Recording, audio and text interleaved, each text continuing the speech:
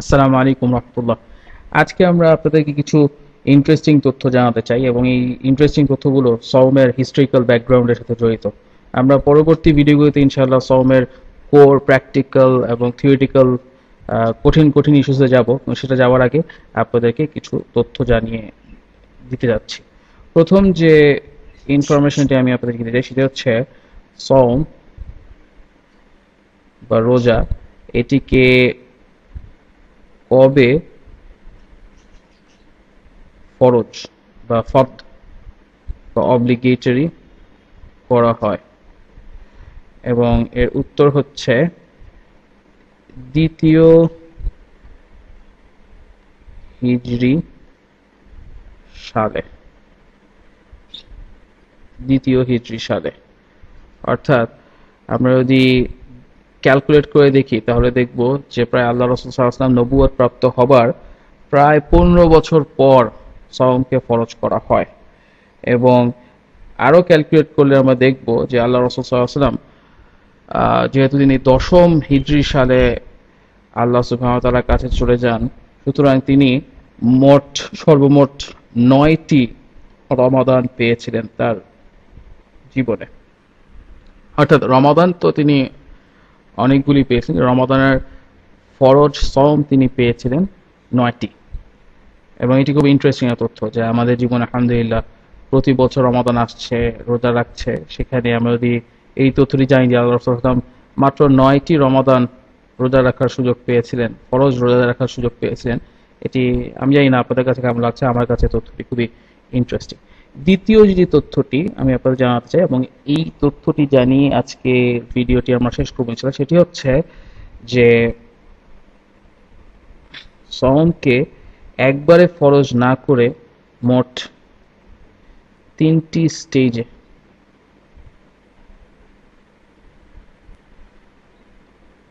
ফরজ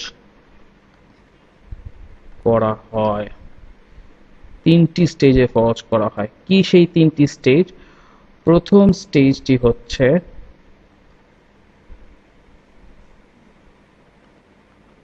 আশুরার সওম।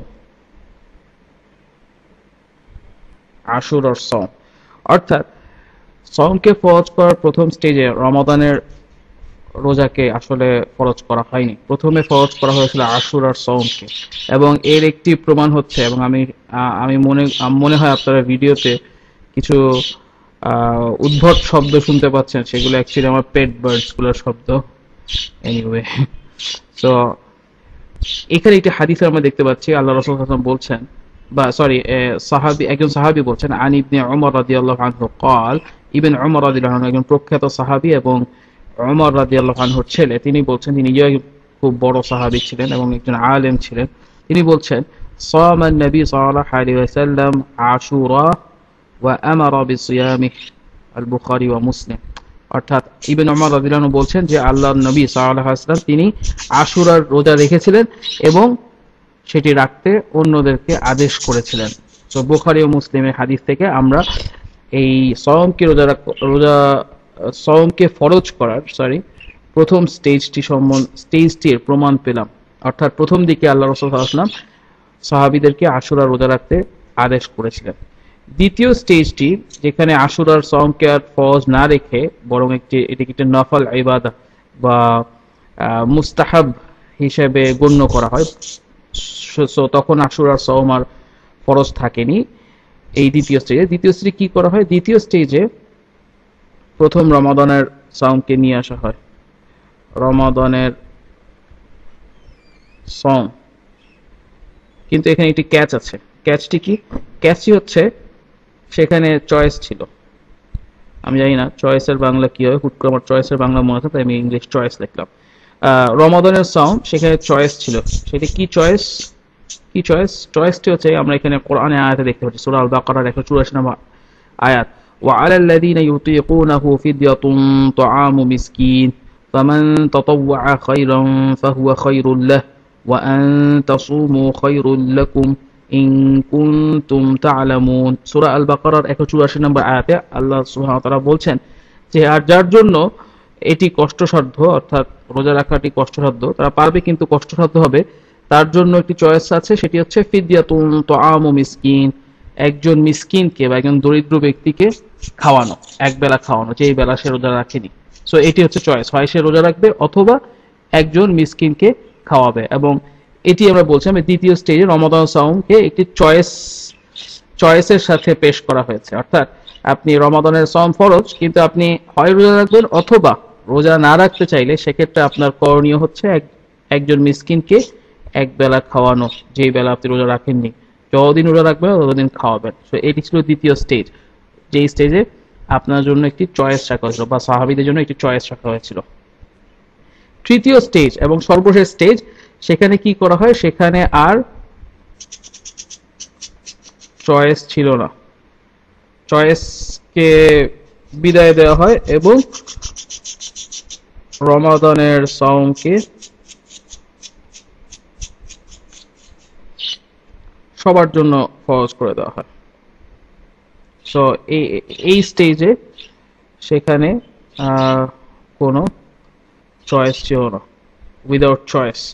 এই ক্ষেত্রে এই আয়াতে যেখানে চয়েস দেওয়া হয়েছিল সেই এই আয়াতটি আর সবার জন্য মানে সবার জন্য অ্যাপ্লিকেবল না হয়ে, বরং এটি অ্যাপ্লিকেবল হচ্ছে বা এখন যেটি প্রচলিত তৃতীয় স্টেজের পর থেকে রাসূলুল্লাহ সাল্লাল্লাহু আলাইহি ওয়াসাল্লাম আমাদের সময় পর্যন্ত, সেটি হচ্ছে যে এই চয়েসটি, যে একজন মিসকিনকে খাওয়ানোর চয়েস, এটি শুধুমাত্র অত্যন্ত বৃদ্ধ ব্যক্তি যিনি রোজা রাখতে পারেন না অথবা অত্যন্ত অসুস্থ ব্যক্তি, শুধু তার জন্য প্রযোজ্য হবে।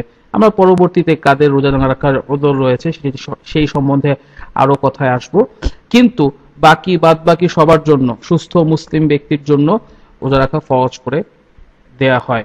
এবং সেটির প্রমাণ হচ্ছে একেবারে তার পরবর্তী আয়াত, সূরা বাকারা 185 নম্বর আয়াত। সেখানে বলা হচ্ছে শাহরু রমাদানিল্লাযী উনজিলা ফীহিল কুরআনু হুদাল লিন-নাসি ওয়া বায়্যিনাতিম মিনাল হুদা ওয়াল ফুরকান ফামান শাহিদা মিনকুমুল শাহরা ফালইয়াসুম। সো এখানে আমরা দেখতে পাচ্ছি যে বলা হচ্ছে যে শাহরু রমাদানিল্লাযী উনজিলা ফীহিল কুরআন, রমাদান মাস, যেই মাসে কোরআনকে নাজিল করা হয় এবং এটি মানুষের জন্য একটি গাইড স্বরূপ বা পথ নির্দেশনা স্বরূপ, এবং যাতে রয়েছে মানুষের জন্য আরো একেবারে ক্লিয়ার প্রুফ রিগার্ডিং এই পথ নির্দেশনা এবং সত্য মিথ্যার প্রভেদকারী। ফামান শাহিদা মিনকুম, এই মাসে কোরআন নাযিল করা হয়েছে, যার মধ্যে এত ভালো ভালো জিনিস রয়েছে। ফামান শাহিদা মিনকুম শাহরা ফালিয়াসুম, যে কিনা এই শাহরকে বা এই রমাদান মাসকে বা এই মাসকে উইটনেস করলো, সে যেন রোজা রাখে। এখানে ফালইয়াসুম, সে যেন রোজা রাখে, এটি আদেশ স্বরূপ বলা হয়েছে। যে এটা আরবিক গ্রামারের ব্যাপার, এত আসলে গ্রামারের কুটকচারিতে যাওয়া ঠিক হবে না।